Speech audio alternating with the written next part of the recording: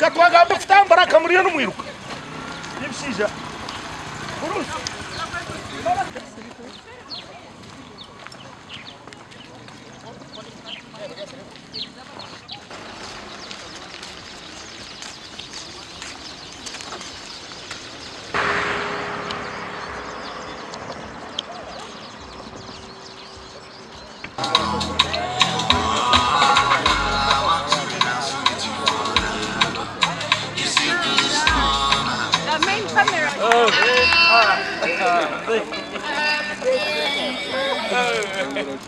Thanks.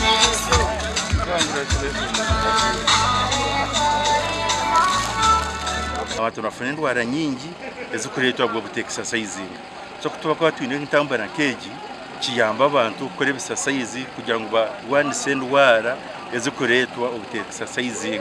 Organizing the participation ningasho kwiruka kwa ebirabiri na mukaga yo kwikome n'ebiri zaguma ntwiruka 10 kilometers 24 no kutambura the elderly, the youngest and the middle age. I want to thank everyone for participating. You know